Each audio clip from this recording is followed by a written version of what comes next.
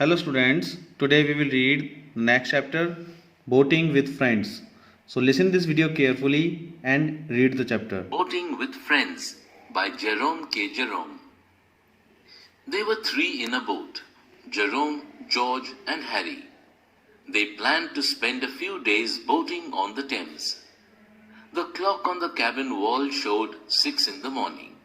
For the past hour, Jerome and George had been sitting huddled up in blankets, sharing their experiences, some true and some not so true. When Jerome finished his narration, George set to work to wake up Harry with the point of an umbrella. "Wake up, lazy bones!" The third prod did it, but he turned over on the other side and said he would be down in a minute. He was still dreaming.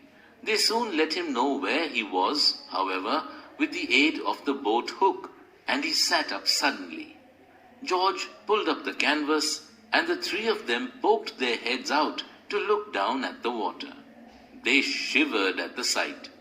The idea, agreed upon the night before, had been that they would get up early in the morning, fling off the blankets, leap into the river with a joyous shout, and enjoy a long, delicious swim. Now that morning had arrived, however, the notion seemed less tempting. The water looked dark and chilly. The wind felt cold. "Well, who's going in first?" said Harry at last. There was no rush for precedence.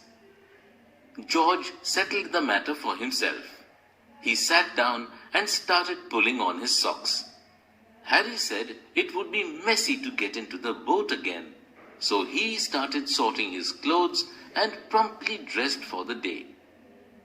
That left Jerome to decide what he was going to do. It was Jerome's idea in the first place, so he desperately wanted to show that it wasn't a harebrained idea at all, though now he did not relish the plunge. He began to make excuses for himself. There might be snakes about or weeds. But then he decided to save face by going down to the edge and just dipping his legs in the river. He took a towel, crept out onto the bank, and wormed his way along onto the branch of a tree that dipped down into the water. It was bitterly cold. The wind cut like a knife as he stood on the overhanging branch. Then he started having second thoughts. He would meekly go back into the boat and dress. He decided to risk their jeers, but as he turned, the wicked branch gave way, and he and the towel went in together with a tremendous splash. He was out midstream with a liter of the Thame's water inside him before he knew what had happened. "Hey dude, Jerome's gone in," he heard Harry say as he came blowing to the surface. "I didn't think he'd have the pluck to do it. Did you?" "How's the water?" George sang out, sniggering. "Lovely," Jerome spluttered back. "You are fools not to come in. I wouldn't have missed this for the world. Come on in, try it. Just a wee bit of determination, that's all it takes." But no, nothing could persuade them. Jerome was very cold when he got back into the boat, and in his hurry to get his shirt on, accidentally jerked it into the water.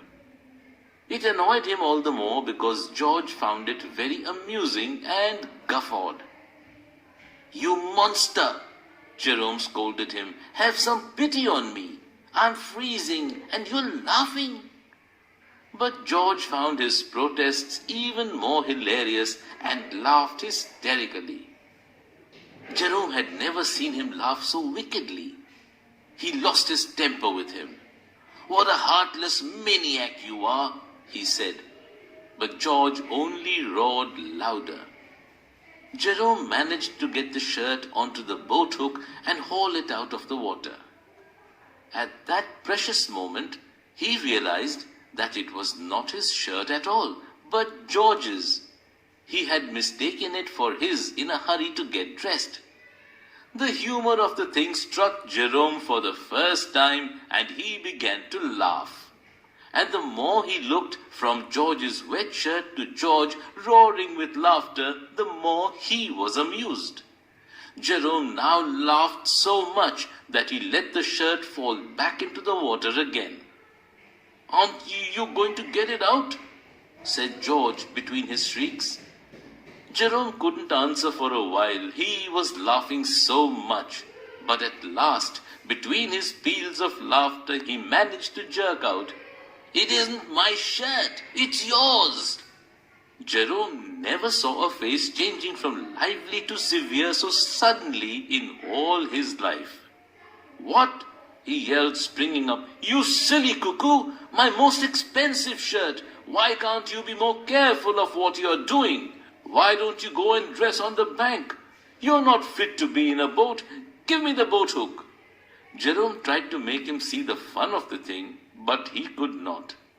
George was very dense at seeing a joke sometimes, or perhaps he didn't care much about doing to others as he wanted them to do to him. Harry found that really amusing. It seemed George had not understood the principle. Do to others as you would have others do to you.